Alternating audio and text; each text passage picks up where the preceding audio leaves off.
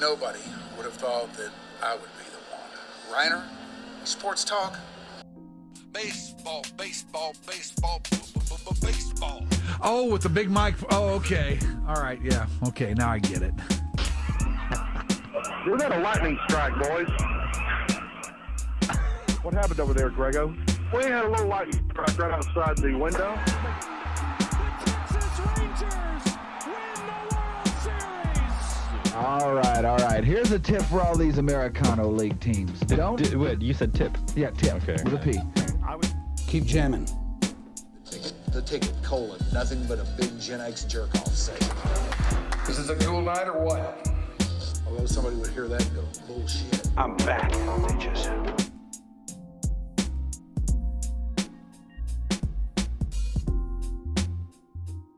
And hello to the Live at 5 crew.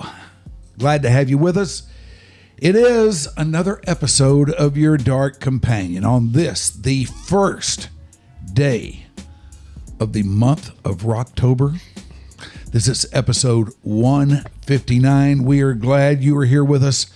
No matter where you are, no matter when or even how you may be receiving this podcast transmission, we're just glad you are out there and by the channel. I'm Mike Rhyner. We are here inside the nurturing biosphere of the mothership, wondering about a lot of things. There are really ties in the NFL? Really? They still have those? What are the Rangers going to do about a manager? Is it going to be the guy they want? Because the guy they want has options. And in this world, as you've heard me say many times before over the years, it's all about options. And he's got them. That's for later, though. Today, everybody out there says all I'm doing on this thing is inviting my friends in here and just shooting the shit with them. And that would not be incorrect, and it will be even further reinforced today. Because we have with us today a guy who was very instrumental in the shaping of the ticket. Once it had been around for a few years, we were reaching a phase where, okay, it's time for us to turn this thing into whatever it's going to turn into. And this guy came on board and was very instrumental in guiding us through that because he is nothing if not a radio guy. You think I'm a radio guy? This is the ultimate radio guy. And he got us through this, and you know the rest of that story. He is the one-time program director of the ticket, the great Bruce Gilbert. Yeah. Wow. Never had an introduction like that before. Of course, I've never been on a show like this before, so... No.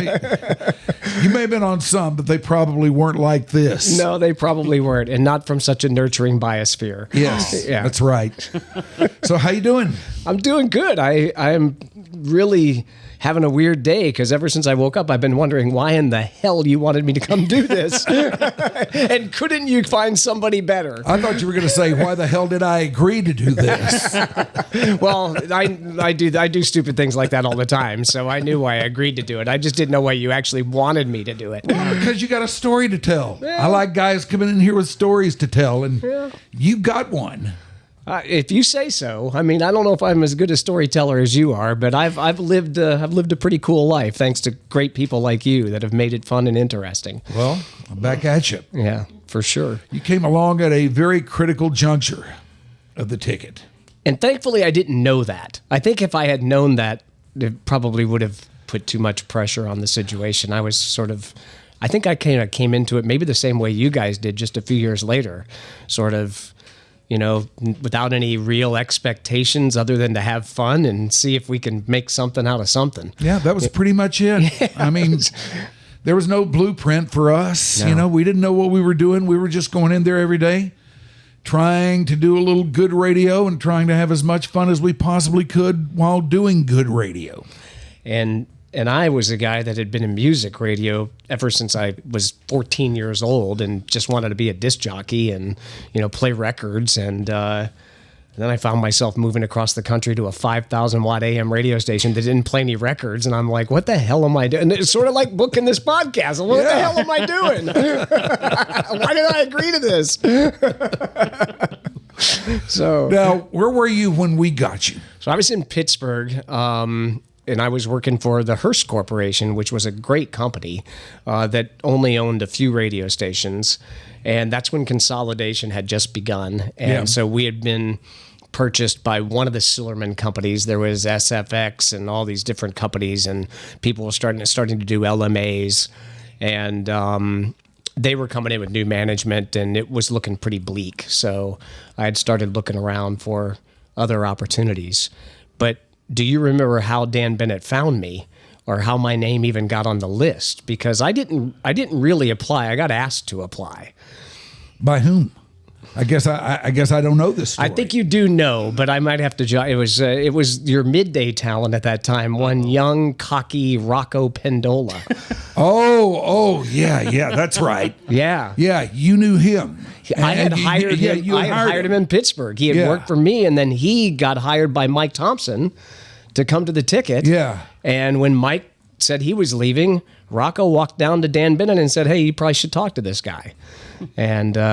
And by that time, he had his mind settled pretty much on hiring Tommy Kramer to be the Ticket program director. And Rocco gave him my name at the very last minute. And I ended up down here in the conference room at Mockingbird when it was the first time I met you and Grego, because after spending the day with Dan Bennett, I think to either scare me away from the job or find out if I could handle it, he brought Rhyner and Grego in there to sort of, I don't know if it was just to intimidate me or actually ask me questions. I'm not sure, but I know you remember that meeting. Yeah, I do remember that meeting. And I think the idea of us being in that meeting was for him to find out what we thought of you and find out what kind of vibe we got off of, talking to you and being around you and everything. And hell, I didn't know my way around meetings like that, because we'd had one with Tommy Kramer too. I thought so. I think Dan told me, hey, this other guy, Dan's a pretty honest guy. Yeah. He's a very honest guy. And he told me about Tommy, and he mentioned that you guys, and so he goes, I want them to meet you too. So I think he was just looking for your first impressions. Well, I was, no offense or anything like that, but I was not really dug in on the idea of Tommy Kramer coming in, because he seemed to me like a guy who didn't understand what we were and what we were all about. And I didn't think he would let us be us. That was the main thing we needed back then, because we'd had Mike Thompson, the proverbial wild Irish laddie. Boy, they broke the mold when they made him. Boy, did they ever. But I love that cat. Yeah, and so do I. And he's a tremendous man, still doing great, living in Pasadena. I hear from him a few times a year. He still sings Irish show tunes. And I don't know if he shotguns beers anymore, but I know he sings Irish show tunes. He'll probably hear about this and want to come on, which I'm down with. Right. Yeah, I'm down with it. But I was not really sold on Tommy Kramer, but I didn't know if they had any other options. And if you had given me any kind of reasonable feel at all like you might not be like him, then I was going to jump on board. And you did. And I remember walking out, or after that meeting was over, I walked down to Dan's office right as I guess I was about to leave or something like that, and told him, man, if we can get this guy, let's do it.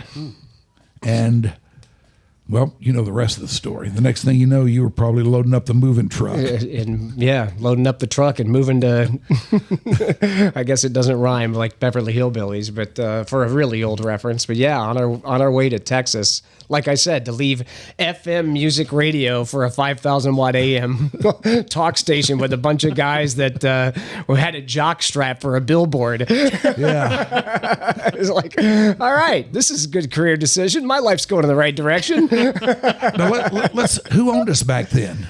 I guess it must have been Susquehanna. It was Susquehanna, yeah. Okay, so we'd already been sold twice. Right. At that time. The first was to SFX, I believe, or whoever owned KRLD at the time, because we'd kind of fallen in the grouping with them. That's right. And SFX or whoever was them unloaded us off onto Susquehanna, which also owned Cliff. And I thought, okay, this is church for us. Because I figured that the only thing that they would want with us would be to kill us so they could make things easier for Cliff. Yeah, they didn't like you. There's no doubt about that. Yeah.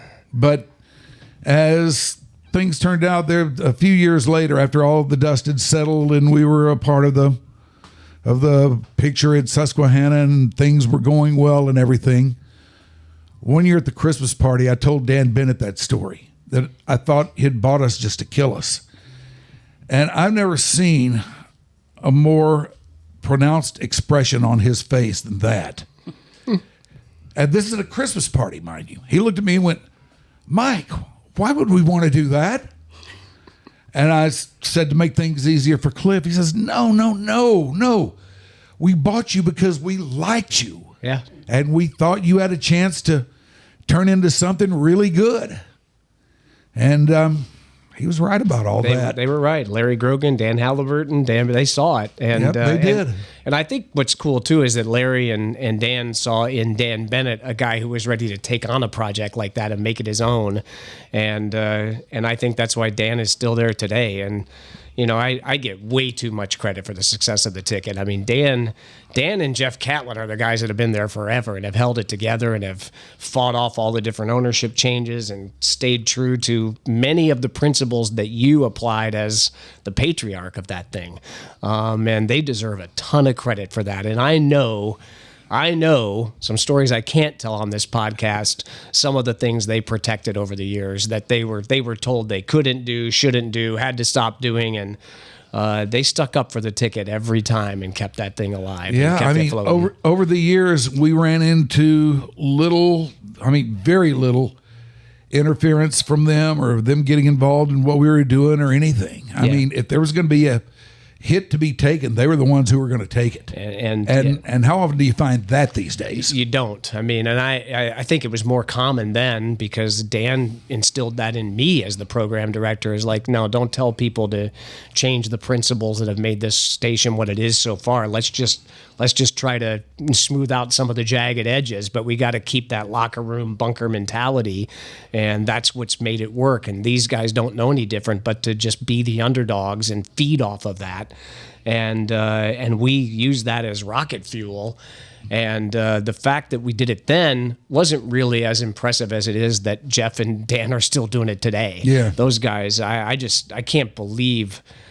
I can't even fathom staying somewhere as long as they both stayed there, because that's just not how my career has been. And yet they have, and they've done it with wild and amazing success. They deserve a lot more credit than they get, in my opinion.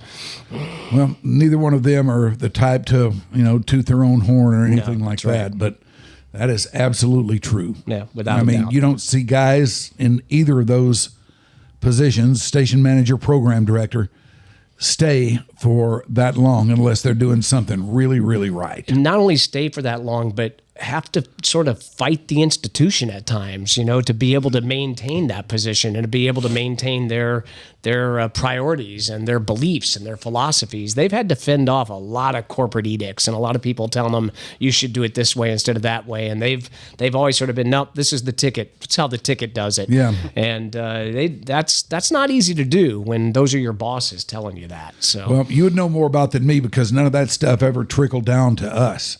At least not that I know of anyway. That's why you were able to be so successful. And to me, that's good management. Management should stay out of let the talent be the talent and keep them from all of the drama and depressing stuff so they can do their job. Or the difficult stuff. Not all of it was depressing, but some of it was difficult or challenging. And you didn't need to know that. You needed to go in there and entertain people, make them laugh. As I remember, ratings day was a pretty good time around there most of the time. Most of the time, yeah. I mean, I swallowed a few Tums on ratings days and washed them down with Pepto-Bismol, but, you know, most of them were pretty good. Every 30 days hovering over that dot matrix printer, waiting for, you know, to see how many. If you weren't on the first page, man, your life was about to go to hell in a handbasket. Yep. You were in for another tough 3 months or whatever. Right, exactly. So what were your impressions? I mean, did you listen a lot before you came down there? And did you have any kind of, or how good of a feel did you have for what we were and who we were and what we were doing and everything? Whatever feel I thought I had, I was completely wrong, I'm sure, because there was nothing like what you guys were doing. I'm a radio dork. I mean, I've been in radio. My dad was in radio. My brother's still in radio. My sister's still in radio. I will listen to any station at any time. I would go sit in the car, you know, in Binghamton, New York, and listen to WLS on the car radio because it would only come in the car. And so I had listened quite a bit, but I came in at the very end. And what you don't know is on the way back to the airport, Dan offered me the job. I mean, that day. So you must have talked to him before he drove me to the airport, because I remember him saying that you had come by his office. Yeah. And he goes, I want you to take this job. I'll figure it out. I got a plan for Tommy, which he did. He had, Tommy actually fit in great for what he wanted to do on KLIF, and Tommy had some great skills. And he was like, I think you're the guy for the ticket. So then I really started listening, and as I recall, the more I listened, the more I thought, I don't know what the hell this is. I mean, I really did. It's like it's like I'm not sure, but what I did know is that there was chemistry. Like there was this immediate feeling of, a bunch of guys that actually really liked to hang out together. And I didn't know if it was real or manufactured or, luck or planned or spontaneous, but it was unlike anything I had ever heard before. I mean, I'd heard many shows with great chemistry, but this was the whole station. Like it had this continual, ongoing brotherhood. It was a fraternity, and all the things we used to use for liners on the air. It was a Tupperware party for guys. It was a fraternity. It was the toy section, but then there was a lot going on, as there always is in this town, with the sports teams. And the minute you would be, man, I don't know if these guys, they don't seem serious about anything. And then a big story would happen to be like, oh, shit, they know what they're talking about. You'd find out how serious we could be. These guys can cover sports. Like, they know everything about everything that's happening, and they're on top of it. And so it was like trying to understand all of that. And I think it's really good that it was completely different, and I didn't really understand it, because it allowed me to say to myself, why am I going to go try to, put a bunch of philosophies on these guys or tell them everything I've ever learned? Because I was still pretty young and I hadn't learned it all. I was like, I need to really just listen to this for a little longer and understand it before I even make a comment, because it wouldn't be fair to all the work you guys had put into it up to that point, in my opinion. It's like I need to get caught up on what's what and talk to everybody off the air and figure out, why are they doing this? What's it mean to them? What's your purpose? What are you trying to accomplish? And man, the other part is that it once I got in the building, it was contagious, that attitude, that bunker mentality, that, we're in this together, and we kind of feed off of people saying this is never going to last. Because you were 3 years in and everyone was still saying this is never going to last. Yeah. Even the people who said it wouldn't last 6 months or a year, 3 years later were still saying, well, it's never going to last. Well, it's been here 3 years. I was feeling pretty good about it at that point. Yeah. Yeah. I think, well, you would think about how much you'd already survived. Yeah. The 2 different ownership changes. Mm-hmm. There was a lot that happened in those first 3 years. And none of you, as I recall, were, getting rich. No. It was still a labor of love. Yes, at that it was. point. Yeah. It was a labor of love. And also the other thing was, we were doing it because it was really all we had. I mean, everybody else was in a different place. They were underlings over at those places. They could have gone back to those places, continued to be underlings, and then none of it ever happens. That's a really great point, Ryan. But I mean, everybody saw this. This is our one big chance here. It's funny because I think people on the outside would say you all had something to prove and you had a chip on your shoulder. And maybe that's true to some level, but I think it's more what you just described, because at that time in the business, and some of this has changed, some of it hasn't, but if you got a seat, you didn't give up your seat. So all these guys that you recruited that were just out of college, Dunham and Miller, or people that you hung out in the press box with, they couldn't get any of those seats that were at WBAP or KLIF or KRLD. Those seats were occupied. And it's not like we could have gone to the guys who were in those seats and said, "Hey, come over here," Right. But this little fledgling cigarette lighter station. Yeah, and so you're right. I think it was more that. It was more like maybe you did have something to prove and maybe you did have a chip on your shoulder, but you also had nothing else. That's right. So it was like, that was probably the primal force that was driving the whole thing. Survival, right? Yeah. It's either this or what? Yeah. Yeah, it's and I think that's easier to sort of recognize in hindsight, because in the moment you're just doing what you're doing. Yeah. And you're really just trying to string the days together and That's the weeks and the months and the seasons at that time, So I've talked to people a lot about this over the years. You just brought it up. I want to get your take on it because I know what it means to me, but tell me what chemistry means to you. Yeah, it's because I agree with your point. Yeah, that's why anything that happened back then happened. That's why it still continues to happen today. It's everything. It's everything in the equation of success, except for the planning phase, because I don't think you can plan for chemistry. No. But it's the Supreme Court's definition of porn, Yeah. I'll know it when I see it, I mean, it's like, you can try to tell everybody, well, this makes this chemistry or this makes that chemistry. The only time that can be planned, I think, is like when it's Eli and Peyton Manning, because they're brothers. They share the same DNA. That is inbred chemistry. That's real chemistry.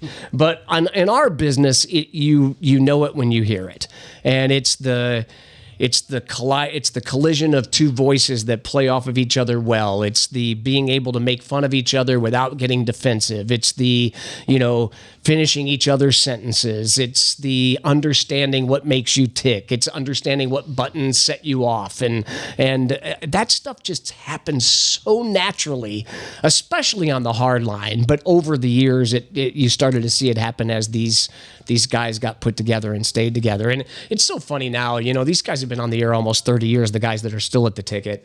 And people still want to, they want to talk about, how do we copy that? You can't. No, you can't copy. That's 30 years in the making. You can't, even today, the chemistry is different than it was then, whether it's better or just advanced. But it's vital, but you can't manufacture it. Maybe I think that's my answer to your question. And you just have to, when you hear it, you have to be smart enough to not only recognize it, but then try to continue to feed it. Yeah, feed it and grow it. It's either there or it's not. But the hard part is to, once you think you've got it, and I don't know at what point it occurred to me that we really did have great chemistry all the way around. But once you've got it, you got to figure out how to nurture it. You got to figure out how to keep it from getting away from you. Yeah, it's like a relationship, right? It's like is. Because in order to keep the chemistry, whether you know it or not, there's probably a series of compromises happening to keep that afloat and to not let it get away from you, because the minute someone sort of violates the principle of, oh yeah, I got to have enough room for his aura or her aura, then it does start to get away from you, because now it's becoming about one person. And that was the magic of the ticket chemistry. There were stars, you being a guy that had all this, tenure in the marketplace and this history in the zoo, but there wasn't. There were stars, but there wasn't any one person trying to shine the spotlight on themselves. Yeah. And willing to put a knife in everybody else's back so they could advance themselves. It was collaborative, and it was collegial, and it was fraternal. It was all of those things that created the magic. And we developed stars too. I mean, there are a lot of guys who came in and they weren't. I mean, hell, I was no star when I came in there. I was somebody who had been on a rock station a few years back, but was pretty much out of view and had been for some time. So I was no star by any means, but we did develop some. And you did that because, again, nobody made it about themselves. Everybody made it about the mission, and they made it about it really became, I think, a mission of proving everybody wrong. Nobody thinks this can work, so let's be the ones to show them. And with that, I think what's great about it is everybody sort of dropped their own personal agenda, and they adopted the ticket agenda. And that is hugely important in the whole story of the radio station. And make no mistake about it, we did, or I probably should make this about me here. I did have a chip on my shoulder because I knew what people were thinking about it. Well, and you stuck your neck out the furthest, so you should have a chip on your shoulder. And I mean, I knew what people were saying. I knew people thought that, number one, sports radio would not work in this town. Now, I don't know why they thought that, but that was what the consensus really seemed to be, despite the fact that it was working in virtually every other place. This was one of 2 or 3 markets of any size whatsoever that did not have it. Well, and think about this, Rhines. Outside of Kid Craddock, Ron Chapman, all the stars on Dallas radio at that time were doing sports shows. It was Randy Galloway, and it was Norm Hitzges, and it was those were the guys that were, even the Sports Brothers had a little bit of fuel, because it got response, and it played into the emotion of sports and the fandom of Cowboys, especially in this town. But that was a prevailing thing across the country. Every time a sports radio station, hell, that was the prevailing thing when ESPN signed on television. People said it'll never last. Yeah. And here they are. That's the way it was back then. I remember, in the days where me and the other 2 guys who started the thing were in the planning phase. We had already decided we were going to make a go for this. We were looking around for signals. We were talking about how we thought it would be, none of which transpired into any kind of reality. But we were well on our way in planning, and I was sure enough that it was going to happen, where I started going around to, people that I would see at games and stuff like that. And I'd say, why do you think there's no sports radio in this town? And this is, while knowing that we were about to try this. But I just wanted to see what they said. And they all just looked at me and said, never work here. I said, why? He said, well, because you got KRLD, you got WBAP, they've got all the teams. You're definitely going to need a team to do something like that. They've got big name talent. Nobody else does. There's no other big name talent out there. So it just wouldn't work around here. And not an illogical point, by the way. No. Because all of those things are facts. That's and right. Add to that those stations at the time had boss-ass ratings. Yeah. So they were feeding those shows with daytime shows that drove them to the sports show that typically started at like 6 o'clock at night, right? So I when you're living in that moment, I could see where they thought that answer was the right answer.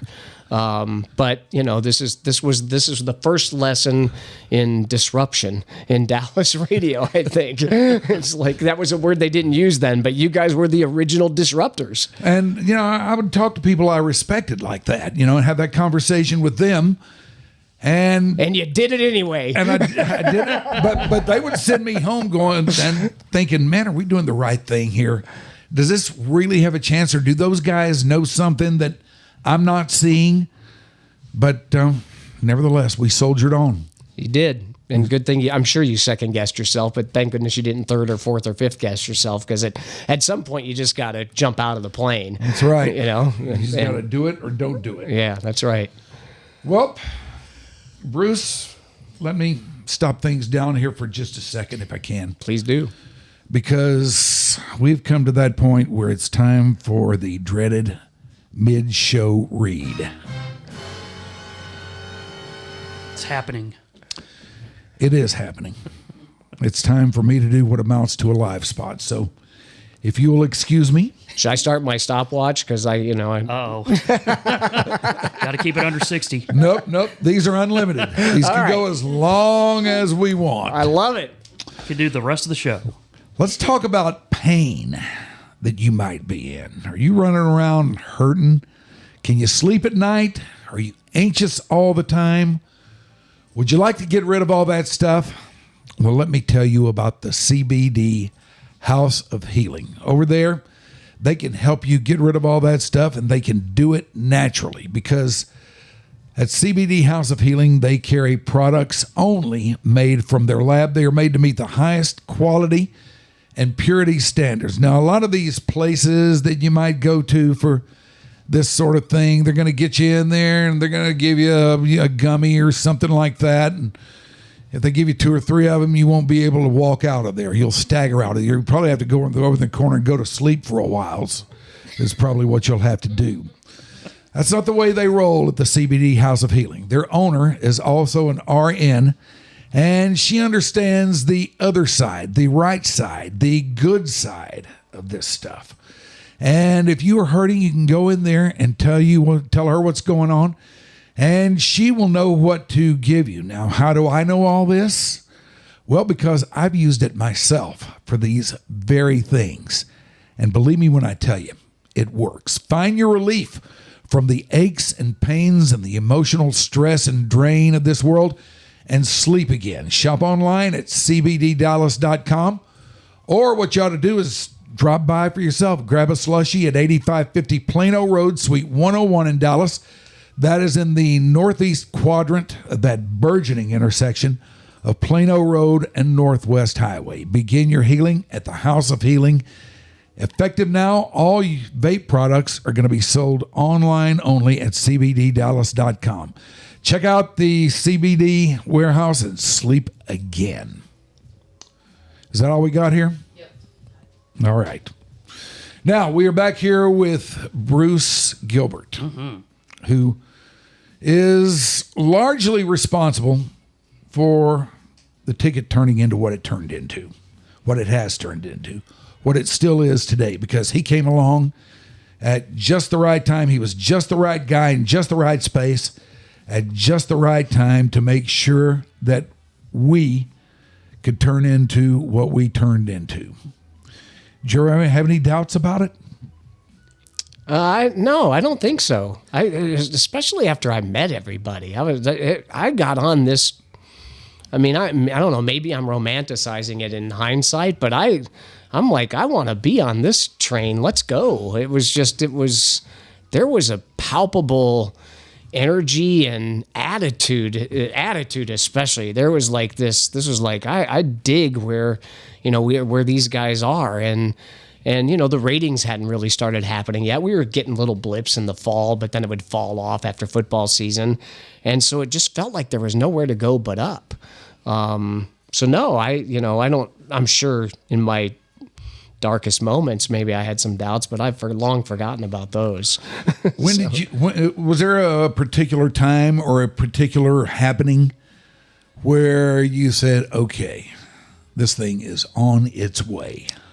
Yeah, I mean, I can't give you the date or time, but like I said earlier, when I came in with this, like, I don't know what this is, I think before Christmas that first year, so 97, I moved to Allen, which, everybody told me was nuts. But the best part about moving to Allen is, man, I was in my car a lot. And so I got to hear the station a lot at different times of day.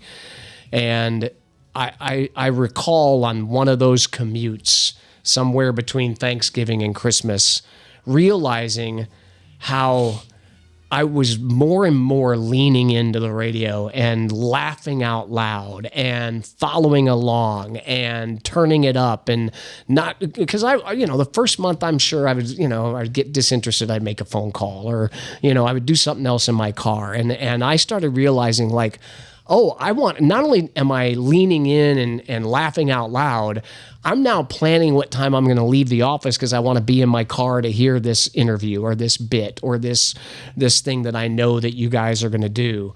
And I'm like, I'm in the demo, like I'm a dude, and I'm thinking, all right, if I feel this way, maybe others are getting the same kind of vibe. And that was a seminal moment. I remember, thinking that, there's something, it sort of had started to infiltrate me in a way in which I was buying into, the episodic drama that was the ticket and each individual show, and what's going to happen to this guy today, and are they going to slap him down because he did this, or are they going to make fun of him because he did that? Mm-hmm.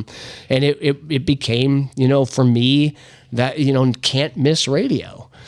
And I thought, if I'm, I know I'm in the business, but these are the emotions I'm having. I'm feeling something when I listen to this radio station. That's a really good sign. Can we talk a little more big picture here? Sure. What do you think about the status of radio today? Because I'm still employed, I don't know if I should take the fifth or... Look, I think everything changes, and change is good. I think part of the reason I'm still in the business is because I actually embrace and like change. And so the good thing about radio is, and always will be, it's still by far, to me, well, first of all, to me personally, it's still magic.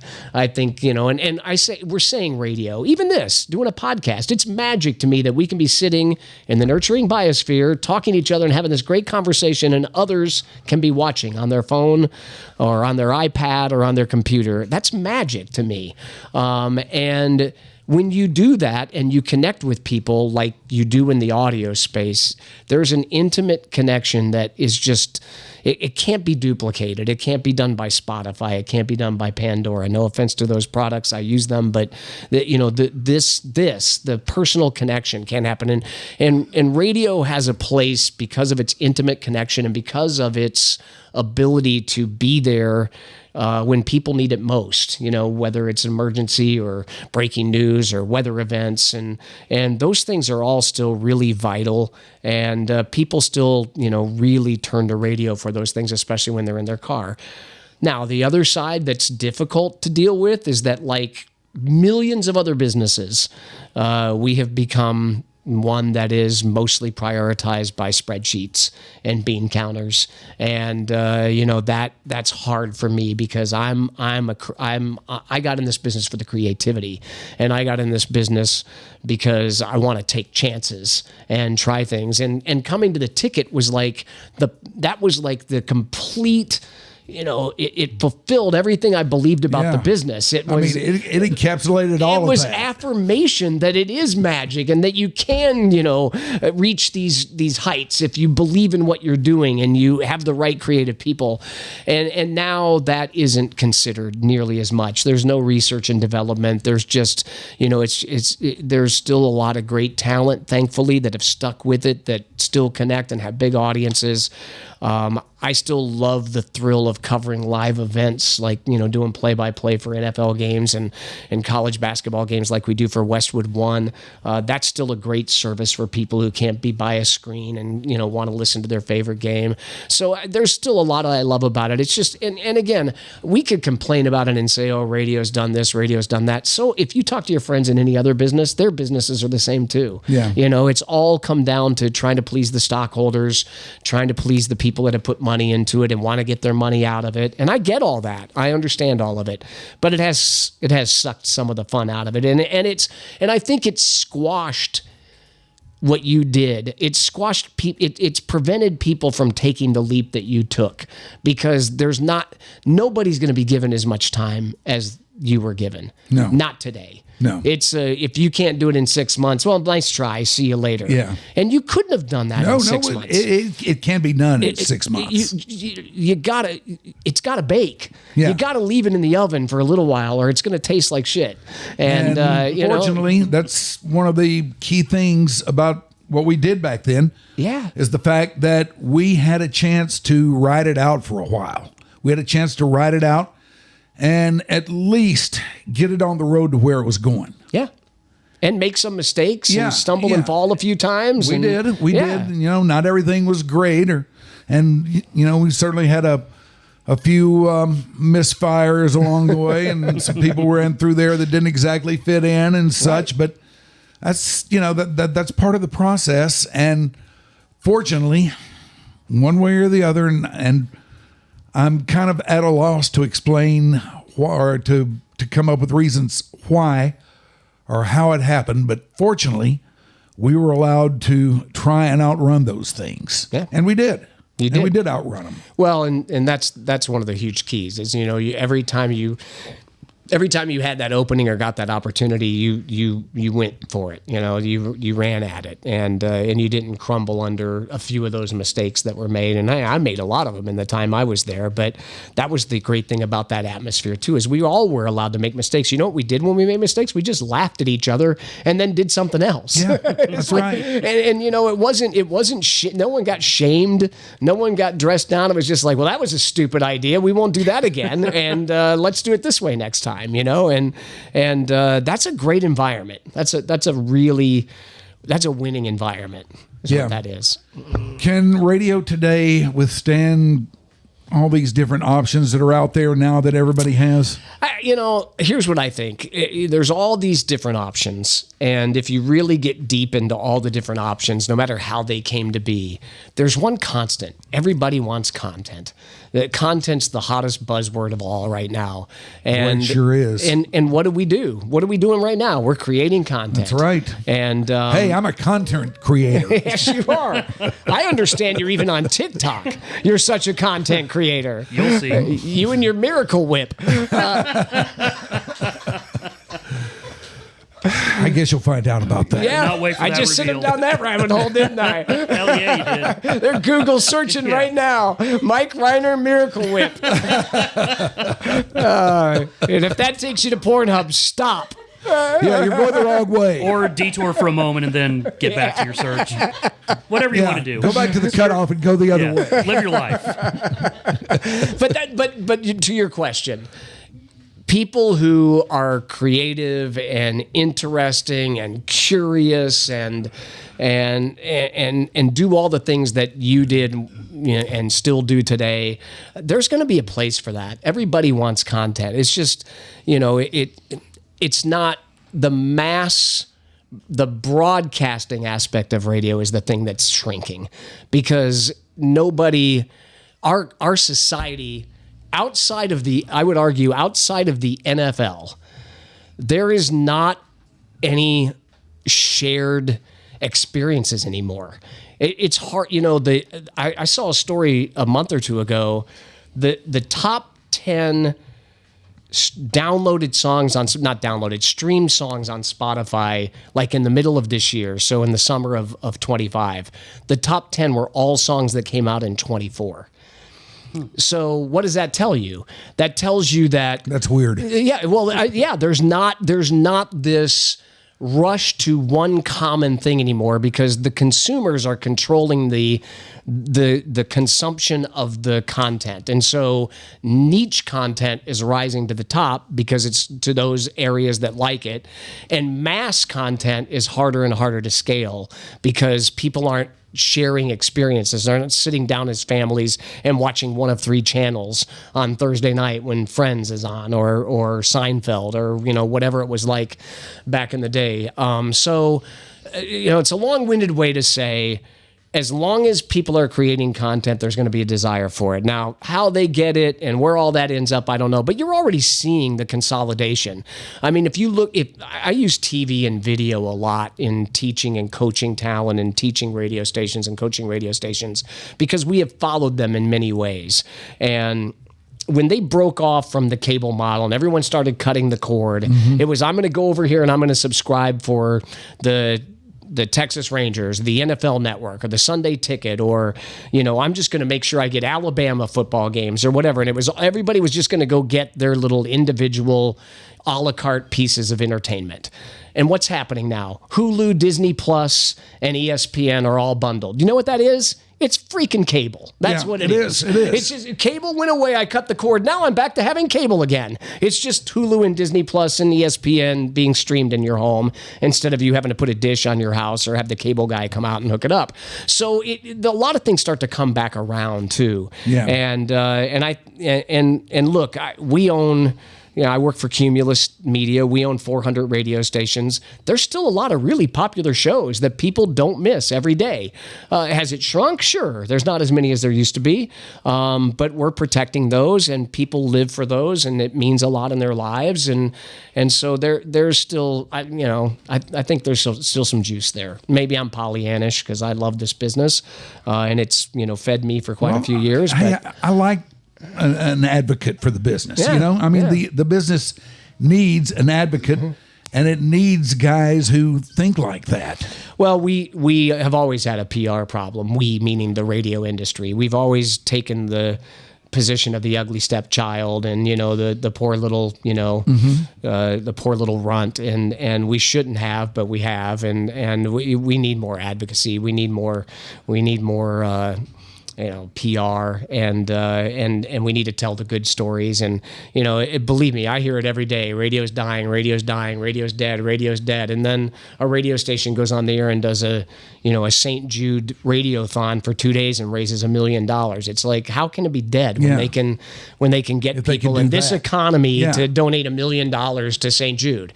That's the relationship that we have with our audiences. They trust us. They believe us.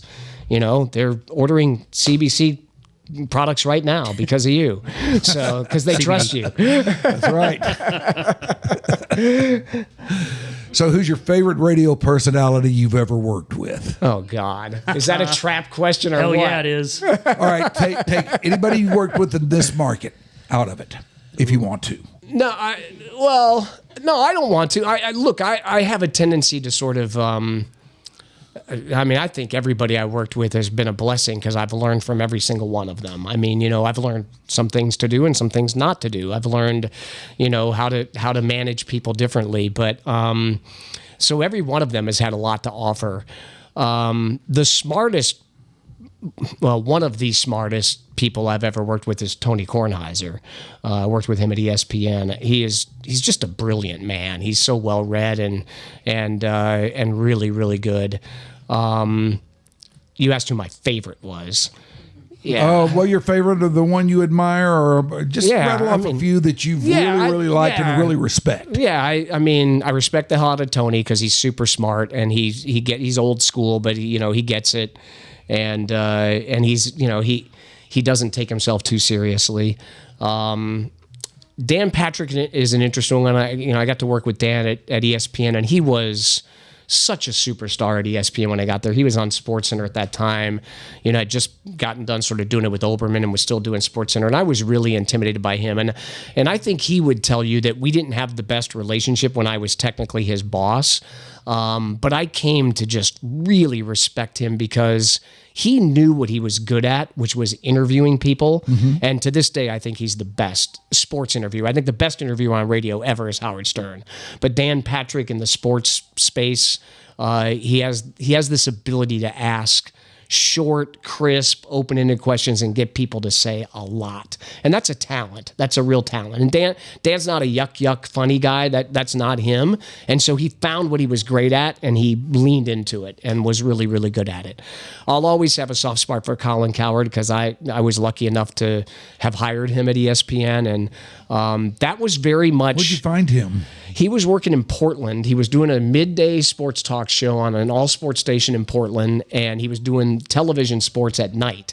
So he was one of those guys in a market that was, doing sports talk during the day and anchoring sports at night on TV. And he came into my office to interview for the job, and I asked him one question, and 35 minutes later he was still talking, and I'm like, this guy's a talk show host, and it made me laugh, and I was interested. I wasn't bored. I wasn't going through my drawers or answering email. I was like actually captivated, and I think he just showed me that you can look at the world in a different way. Like, he didn't follow any of the rules that I thought a talk show host should follow, but he was just damn interesting. And it's like, at the end of the day, that's kind of the business we're in. We're in the interesting business, right? If you're not interesting, it's switch. See ya. I'm out of here. And Colin, there's a parallel to the ticket with Colin, and that is that was when Kornheiser left ESPN Radio and we had an opening. Yeah. And believe me, I interviewed, Bob Costas and big names. Like, they wanted big names to replace Tony. Tony was a big name. And I came to them with this guy named Colin Cowherd. And I remember my boss at ESPN saying, what the hell is a Colin Cowherd? That can't be his real name. And I'm like, yeah, it is his real name. And so it's funny. I sort of approached that hire like you approached the ticket. I had learned that from being here. It's like, no, let's go. This is bunker mentality. This is the right guy. I'm going to fight for this guy. And it worked out. And, it was, and I think he's doing pretty well the last time I checked. So, all of you guys, I took something away from everybody at the ticket. I mean, I think Gordon Keith is the most creative, on-the-spot, wittiest, funniest people I've ever known. At least in his ability to just wrap his head around something and turn it into something great in a short period of time. I mean, his brilliance is unbelievable to this day. Still, I mean, he's remained relevant, and he does it instantly too. It's scary. He does it how talented he does it on the fly, and he doesn't miss any trend. He's always in touch with what's going on, what the big stories are, what people are talking about, and he's brilliant. He's absolutely brilliant. And George and Craig epitomize that chemistry we talked about. I've got a soft spot for Bob and Dan because that may have been a bit of a forced chemistry project that actually turned out pretty damn good. Maybe there was some luck involved in that, but I'll always be proud of that. Well, that's ticket luck for you. Yeah. We always used to talk about ticket luck and how over the years when we needed something to fall into place or something to happen, it always did. Yeah. Well, and if you remember, Bob was so serious when I hired Bob, and Dan was such a crazy dude. And but think about it. It's not like I was reinventing the wheel. I was kind of stealing from you. There's Rhyner and here's Grego, here's a guy that's got equity in the marketplace, and Mike Rhyner, who's got this authoritative voice and this big personality. And then you got Boyd County, and it's like, here's Bob, this really serious sports guy. Now I need a stoner in here to just pee in his punch bowl, and ticket luck made it work, or whatever made it work. I don't see how that worked, but it did. It did. I remember leaving here in 2003, and they hadn't been together that long at that time, thinking, man, that'll be the first show that crumbles. And 15 years later, they're still there. I'm like, oh my gosh, this is nuts, man. Yeah. So, but yeah, it's, and I think, I took away from a lot. I respect and admire anybody that does this. The reason I'm in management is because I was on the air and I sucked. It was hard. I found out. So that's why I just appreciate anybody that can do this every day. 3 hours a day or an hour a day or 2 hours a day, coming up with something interesting and unique and funny and worthwhile. And that's a talent. And I will defend those people, all of them, all day long. So they're all my favorite. I sound like a parent, but they're all my favorite because I admire anybody that can do it. I'm not asking you to pick just one. I know, but I learned a lot from all of you, just as I did from all the people I worked for that were my bosses. I think that's, I think if I have one skill, it's just being super observant.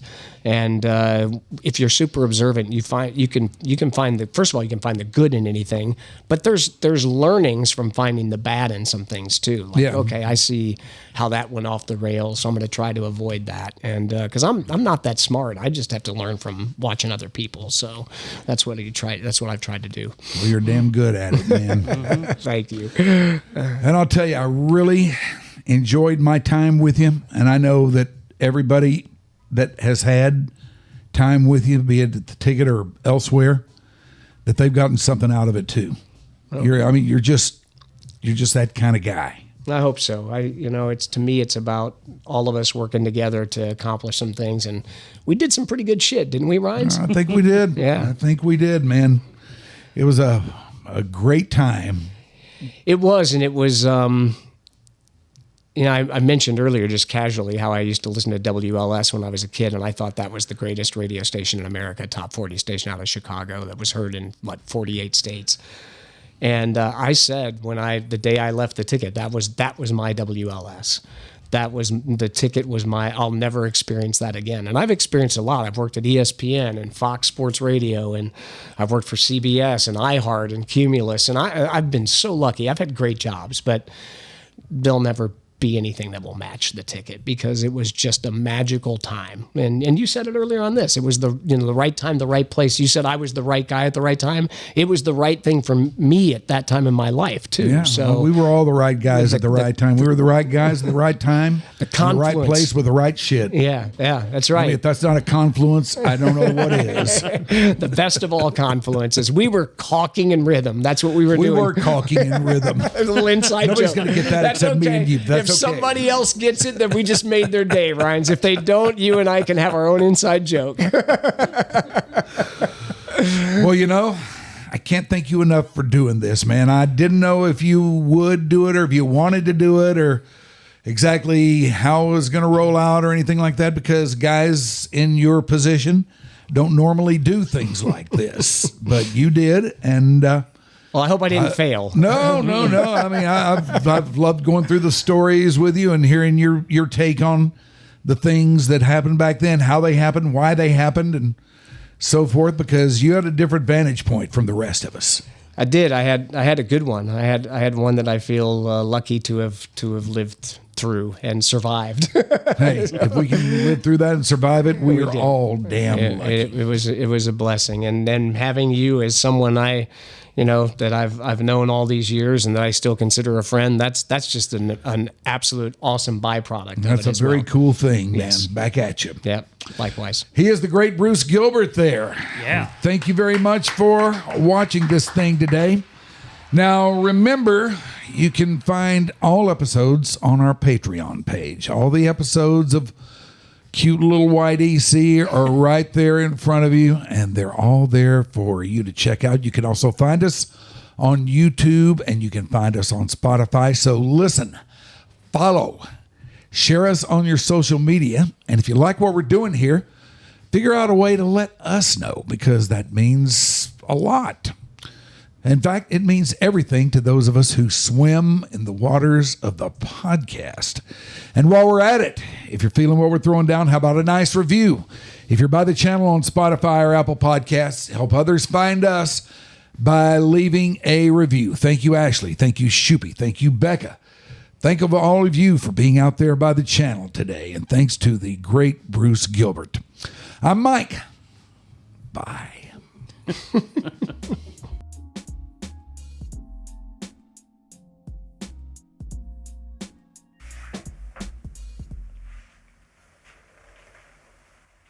All right. I'm going to go take my pants off.